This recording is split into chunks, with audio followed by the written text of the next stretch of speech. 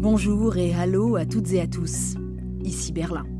Cette fois-ci, c'est la bonne. On l'a annoncé le 23 février, puis au moment de la fumée blanche du contrat de coalition.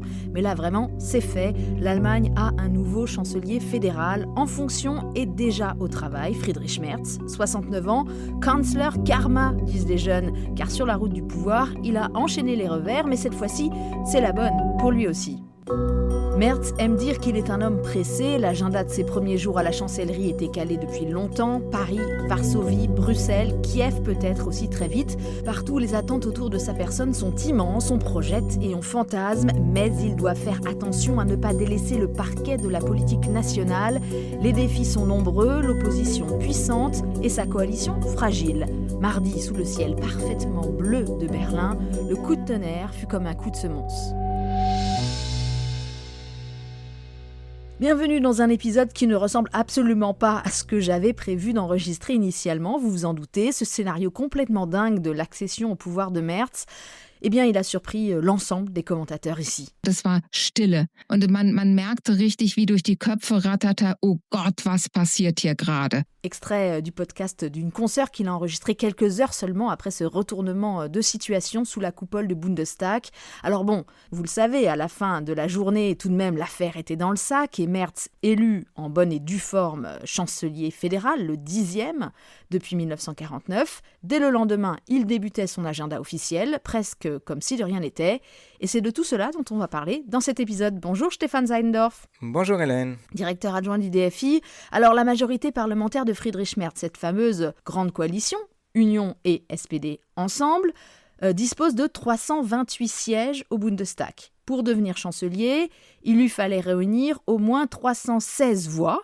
Mais au premier tour, patatras, on a eu beau dépouiller 2 fois, le compte n'y était pas, 310 voix seulement. Qu'est-ce qu'il s'est passé ? Ça s'appelle la démocratie et puis après on prend les mêmes et on recommence. Sans blague, c'est une première pour l'Allemagne. Le 10e chancelier, il aura eu besoin de 2 tours.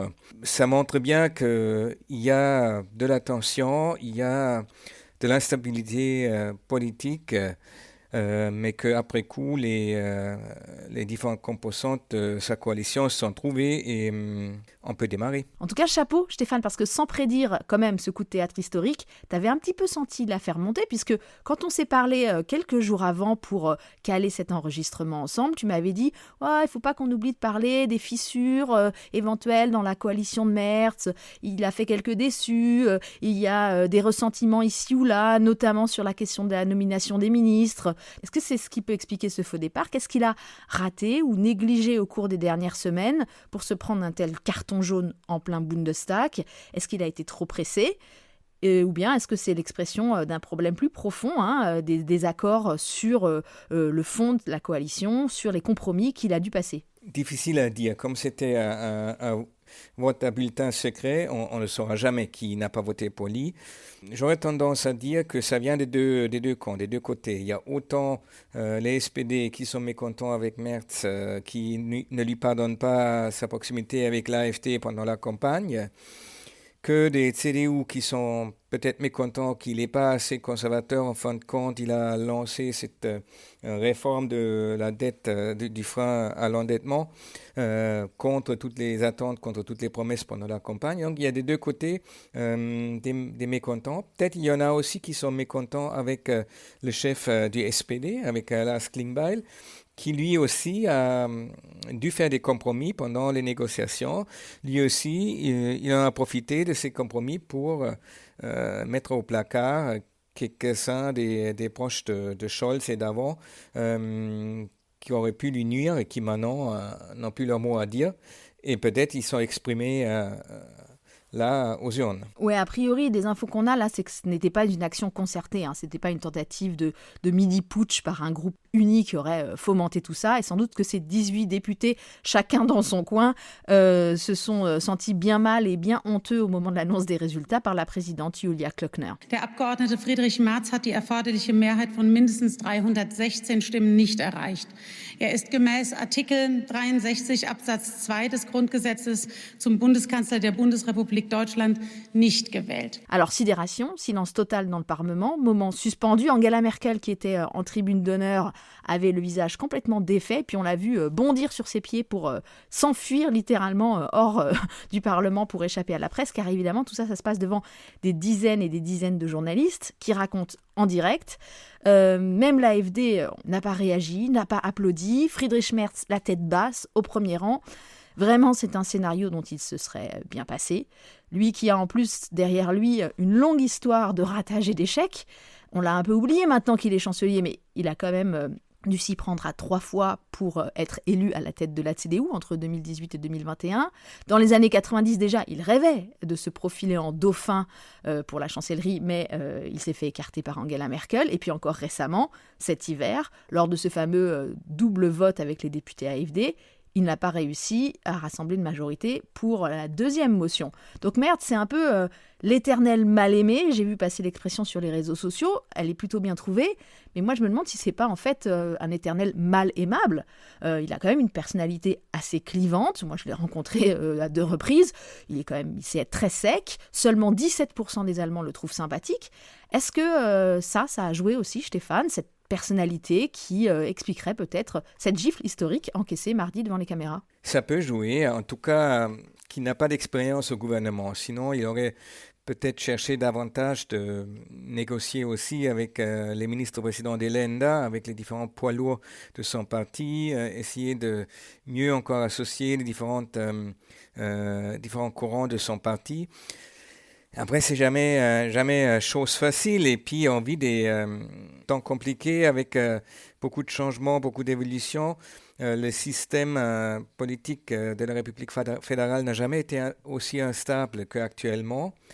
Donc, difficile à dire c'est la personnalité de Merz, d'autant plus qu'on ne peut pas ouvrir sa tête et regarder dedans. Je pense qu'il y a de tout cela. Alors, est-ce qu'un tonneau de bière peut réparer tout ça, Tu as vu sans doute passer cette information. Petite anecdote, Merz avait apporté de la bière de sa région d'origine, le Sauerland, pour la toute première réunion informelle encore de son équipe de gouvernement. Mais apparemment, c'était un fût de seulement 10 litres pour son conseil de ministres. C'est peut-être pas suffisant, mais un bon début pour se rapprocher un peu, mieux se connaître. Peut-être il y a d'autres tutoiements.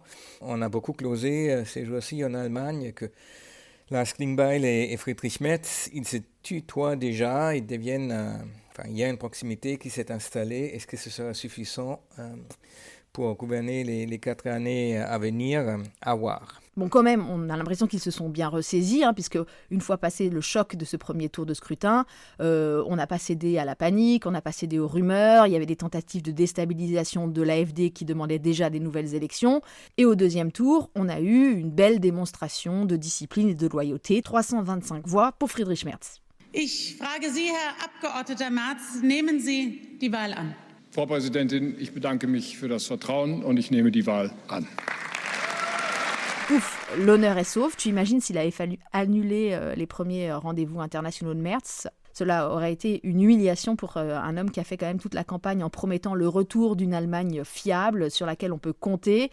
Il était urgentissime d'envoyer un autre message et d'organiser ce deuxième tour de scrutin très vite. Surtout aussi vers l'intérieur. C'est étonnant de voir que tous les partis étaient prêts à contribuer pour trouver, à part l'AfD, pour trouver une solution, une issue et pouvoir revoter le même jour. Notamment, le CDU a accepté le soutien de l'extrême gauche de Die Linke pour trouver cette majorité de 2/3 pour changer le protocole. Et tous, ils étaient, même donc ceux qui soutenaient le nouveau gouvernement et Merz comme les adversaires, étaient prêts à contribuer à une forme de stabilité démocratique et politique. Et en fin de compte, c'était un changement politique très civilisé si on le compare avec d'autres pays où en ce moment c'est beaucoup plus compliqué, où l'opposition conteste les résultats, où on doit revoter puisqu'il y a des forces étrangères qui sont mêlées. Tout ça, il n'y a pas eu. C'était civilisé, puis après, des petits problèmes, tout est rentré dans l'ordre. rien de spectaculaire et d'inattendu au moment des passations de pouvoir. Et puis, dès mercredi matin, départ du nouveau chancelier et du ministre des Affaires étrangères d'ailleurs, pour Paris. Alors là, on a eu le droit au programme habituel. Le selfie de rigueur, mon grand ami, mein guter Freund, une accolade, une embrassade même quasiment sur le perron de l'Élysée. Mais après ça, j'ai trouvé que c'était un premier rendez-vous plutôt sobre. On a beaucoup glosé en amont sur ce nouveau super duo européen de choc qui allait faire des étincelles. Pour l'instant, on les attend encore. Oui, il ne voulait pas surfaire. On avait quand même l'impression qu'il y a deux acteurs qui se sont trouvés. Un vrai soulagement côté français qu'il y a enfin un partenaire allemand qui semble réagir sur la même longueur d'onde, même s'il y a des différences sur cette idée que la France et l'Allemagne ensemble en Europe doivent initier le progrès. Cette impression de vouloir tout de suite montrer deux acteurs au travail. Ils ont fait la partie protocolaire en quelque sorte déjà en février lors de la première visite de courtoisie. Et là, ils pouvaient présenter déjà quelque chose qui va ressembler à un agenda franco-allemand avec tout ce que cela comporte. Donc beaucoup d'annonces et parfois un peu un manque de concret, mais on peut voir que les journalistes avaient le droit de poser des questions et lors des derniers déplacements de Scholz, il n'y avait même plus cette possibilité de poser des questions. Là, c'était assez détendu, même sur des questions un peu plus difficiles, sur le Mercosur, sur les accords de libre-échange. Ils sont prêtés au jeu, donc ça va, serein. Sobre avec peu de mise en scène. Le fait même d'annoncer qu'on est de retour, on est au travail, suffisait. Il ne fallait pas rajouter des symboles. Ça va peut-être venir lors du déplacement en Ukraine, mais pour l'instant, ils en sont restés là. Oui, j'ai même trouvé Emmanuel Macron un peu blasé dans son attitude.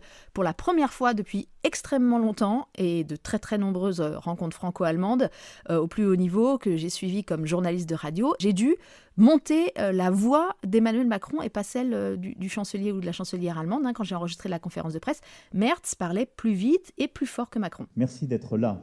Merci de ce que nous avons déjà acté et décidé. Et merci surtout du travail immense qui nous reste à faire dans des temps ô combien historiques. Je suis très heureux que nous ayons l'opportunité de le faire ensemble. Merci, Monsieur le Chancelier, cher Friedrich. Merci, Monsieur le Président, cher Emmanuel. Moi, je trouvais que Merz, dont on peut se souvenir comment il peut être sûr de lui, même un peu trop sûr de lui, cassant aussi avec ses adversaires, il était un peu intimidé quand même. Et on voyait que c'était nouveau pour lui. Il y a au moins deux situations où il a perdu un peu le fil, il ne savait pas comment parler du 8 mai en allemand. Très, très révélateur comme lapsus. S'il devait dire commémorer, s'il devait dire c'est la fin de la guerre, c'est la capitulation, c'est une défaite, c'est une libération, très intéressant. Et puis sur deux autres points aussi où il avait perdu un peu le fil. Et il y est maintenant, après tant d'années, lui qui s'était peut-être même préparé dans les années 90 déjà, était quand même un peu impressionné par le protocole de l'Élysée. Stéphane, est-ce que tu ne trouves pas un peu bizarre, voire un peu insultant, qu'on nous parle là tout d'un coup d'un renouveau franco-allemand? La nouvelle expression à la mode, tu l'as noté sans doute, c'est de nous dire qu'il y a un retour du réflexe franco-allemand. Tout ça alors que Berlin et Paris nous ont martelé pendant 4 ans, et peut-être même avant, que les relations étaient excellentes entre les deux capitales.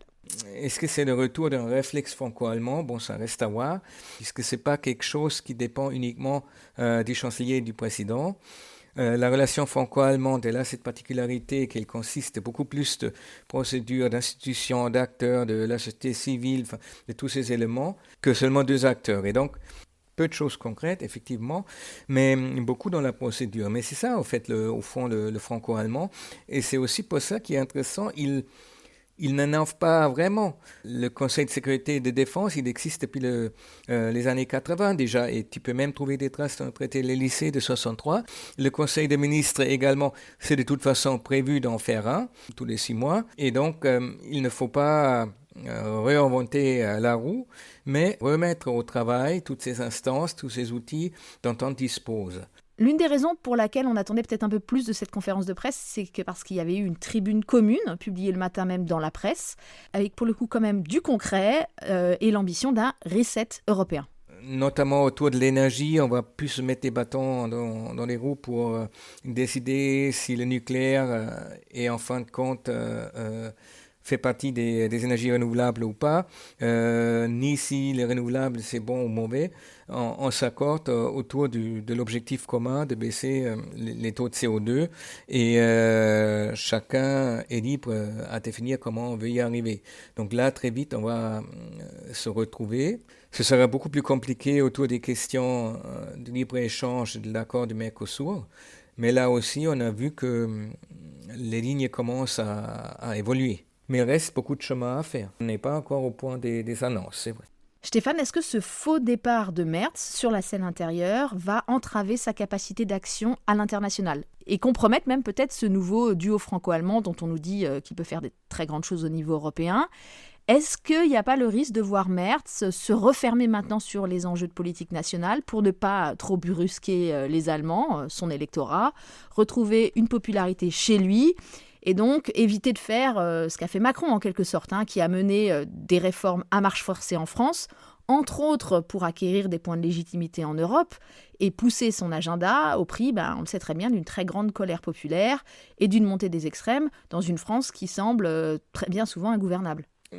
Moi, je pense que ça, c'est vraiment un trait qui caractérise les deux pays maintenant. Il ne suffit plus d'une collaboration étroite entre les deux chefs de l'exécutif. Il faut aussi avoir en tête la marge de manœuvre étroite au niveau domestique. Tenir compte de la réalité du pays et de l'instabilité politique au niveau intérieur.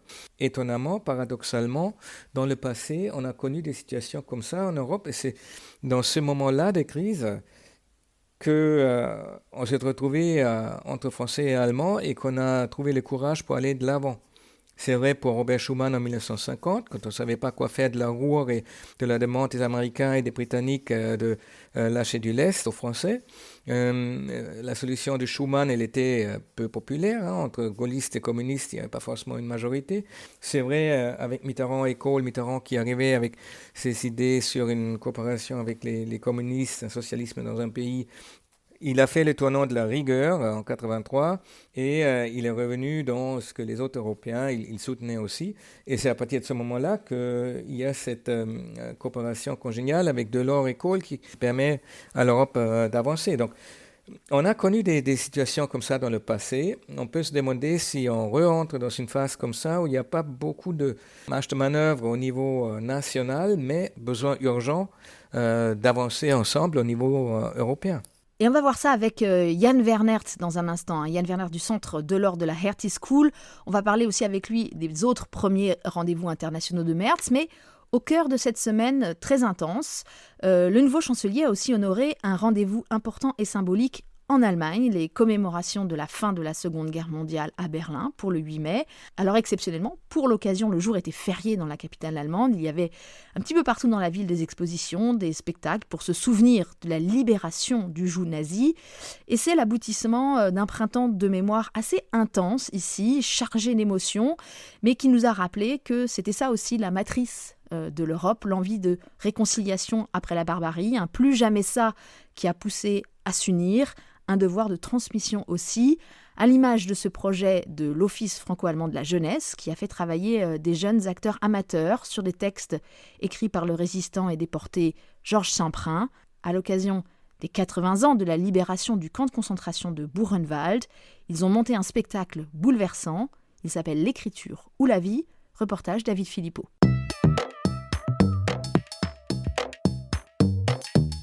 Am 11. April 1987 wählte Primo Levi den Tod. Jugée sur une échelle, éclairée par un projecteur, Chiara déclame son texte sur la scène plongée dans le noir.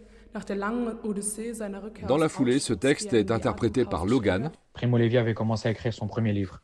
C'est Questo e un uomo. Une troupe marquée par la puissance du texte et par son séjour à Buchenwald en immersion au mémorial du camp de concentration, souligne Chiara, étudiante en biologie. Pendant ces 2 semaines et demie, 3 semaines, nous avons parlé avec des survivants, donc avec des témoins de l'époque. Et quand on est devant ces personnes, elles ne sont pas là, assises, à pleurer tout le temps. Bien sûr, cela fait remonter des souvenirs qui pèsent lourd dans leur cœur. Mais ils arrivent à passer au-dessus, parce que cette histoire doit être transmise au monde. Donc, quand je déclame mon texte sur scène, je le sens. Tous mes amis sont derrière moi et ils me donnent la force. On se donne la force de porter le souvenir ensemble. Et ensemble, ils marchent sur scène comme un seul homme, une troupe d'acteurs amateurs entre 18 et 25 ans, originaires de Bourges, Clichy-sous-Bois et donc Berlin, réunis par les metteurs en scène Yam Abbas et Jean-Baptiste Sastre. Ce sont des jeunes qui ont à peu près le même âge que Semprin quand ils rentrent dans le camp de concentration. Et donc ça, pour nous, c'était très important. La deuxième chose, c'est une question que pose Semprin. Qui porte cette mémoire quand plus personne n'aura vécu dans sa chair? Une mémoire européenne que la troupe franco-allemande a explorée ensemble. Ce fut un processus très vivant d'échange de connaissances. Je ne peux pas dire exactement de quel côté, français ou allemand, on en savait le plus sur cette période. Mais par exemple, nous avons parlé du régime de Vichy, que nous, les Allemands, connaissions peut-être moins. Ou la résistance. On a vraiment appris beaucoup de choses différentes et nouvelles par rapport à ce que nous savions jusqu'à présent. Ce n'était pas un cadre figé. Nous avons mélangé des fragments de connaissances et en fonction de nos émotions et de nos réflexions du moment, nous nous sommes beaucoup enrichis mutuellement, je crois. Il y a la chanson de Barbara Göttingen.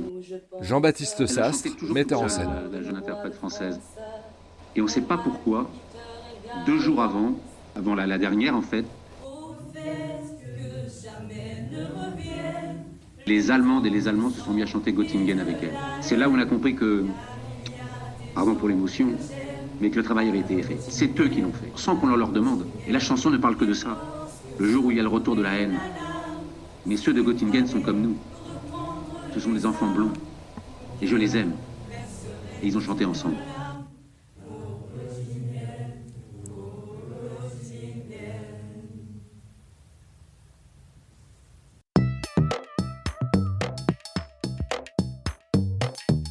Ah, l'émotion de cette chanson, c'est incroyable, quel chef-d'œuvre. Alors pour toutes celles et ceux qui sont en Île-de-France, vraiment, ma recommandation, c'est de courir aller voir cette création. La troupe joue dans un peu plus d'un mois, du 12 au 22 juin, à la Cartoucherie de Vincennes. Bonjour Yann Wernert. Bonjour Hélène. Alors avec toi, je voudrais qu'on se concentre sur les débuts de Mertz sur le parquet international avec ses premiers rendez-vous à l'étranger. Mais quand même, je suis obligée de te demander comment tu as vécu ou survécu ces derniers jours avec ce grand 8 des émotions, les coups de théâtre, etc. Quelle semaine, hein ? Assez délirante, oui. Pendant un moment, on a quand même...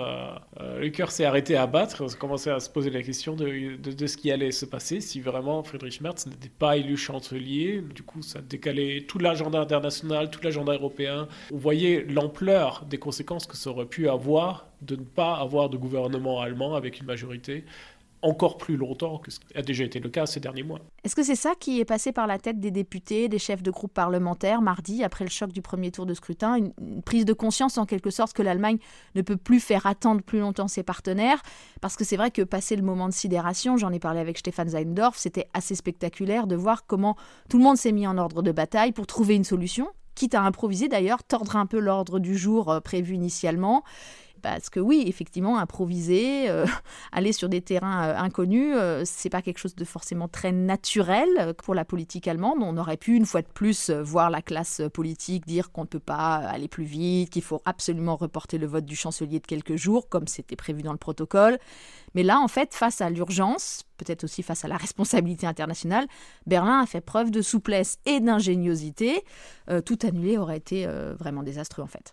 Oui, nous, on préparait déjà la visite de Friedrich Merz à Paris et ce qu'on en attendait, et tout aurait été dû être décalé. Plus l'incertitude supplémentaire qui aurait pris de l'ampleur dans les capitales européennes, ça aurait été désastreux, en effet.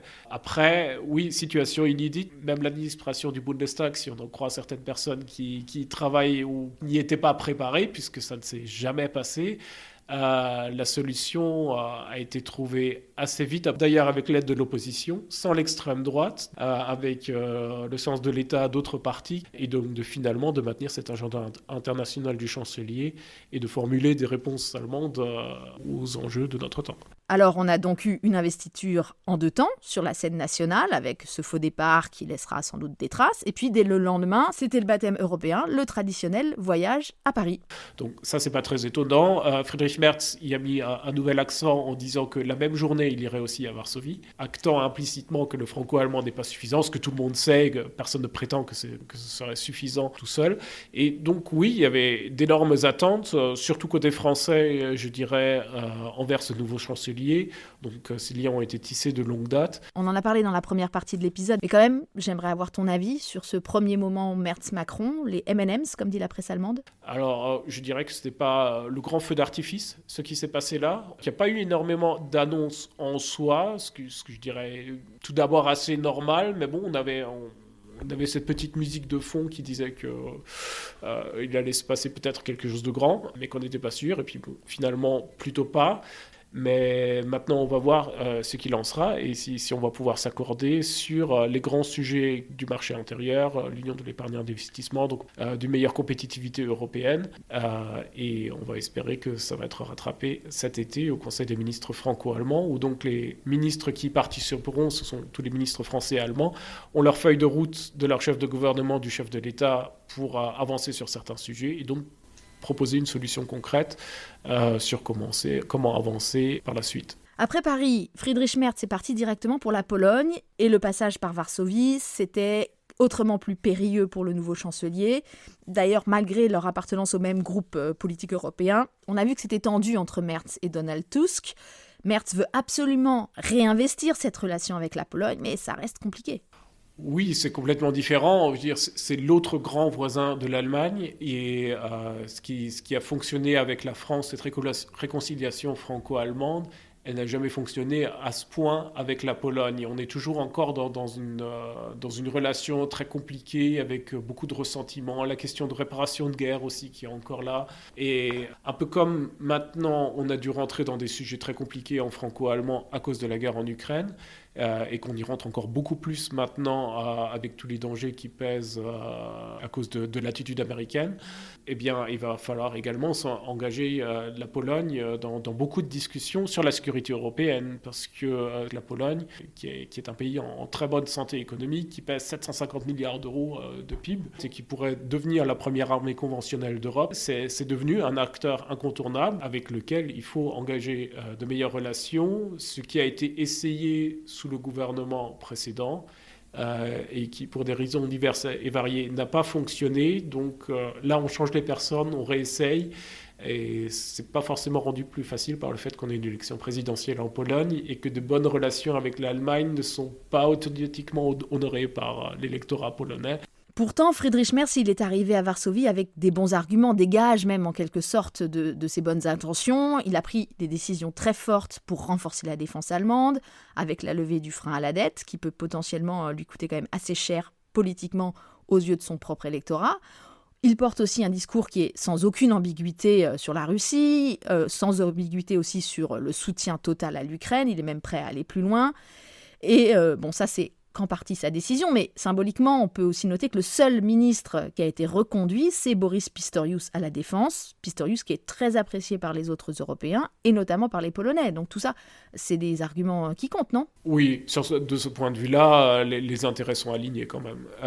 Même si peut-être la volonté polonaise de maintenir les États-Unis en Europe est encore un petit peu plus forte, même si on voit aussi qu'à Berlin, c'est pas toujours très très clair selon les espoirs qu'on donne à Washington ou non. Il y a quand même encore ce réflexe transatlantique qui est là et qui pourrait regagner en vitalité, mais tout dépendra aussi de l'attitude du gouvernement américain et s'il arrive à restaurer un peu de cette confiance qui a été démolie de manière assez impressionnante ces dernières semaines. Alors en revanche, là où il y a déjà des frictions, on l'a vu à Varsovie mercredi, c'est sur la question migratoire. Il faut dire que quelques minutes avant la conférence de presse de Merz et Tusk, eh bien, le nouveau ministre allemand de l'Intérieur venait d'annoncer que dorénavant, les migrants seraient systématiquement refoulés aux frontières allemandes, y compris les demandeurs d'asile. Et donc, ça veut dire qu'ils seront renvoyés dans les pays voisins de l'Allemagne. C'était une promesse de campagne de Merz, mais le fait qu'elle soit concrétisée dans les toutes premières heures de son mandat de ministre par le Bavarois Alexander Dobrindt, c'est quand même un signal qui est pas très délicat, notamment à l'égard du gouvernement polonais, à quelques jours d'élections importantes. Ça s'annonce compliqué non seulement avec la Pologne, mais pratiquement avec tous les voisins de l'Allemagne, puisqu'ils n'ont évidemment pas envie de voir des personnes refoulées vers leur pays. Friedrich Merz a dit pendant la campagne, ce sera en coordination avec nos voisins européens, même s'il est quand même assez clair que ces voisins européens n'ont pas envie de se coordonner de cette manière-là. Alors de renforcer le pacte migratoire européen, etc. Tout ça, on peut en parler. Ou de renforcer les frontières extérieures de l'Union européenne pour toutes ces questions-là. Il trouvera des alliés.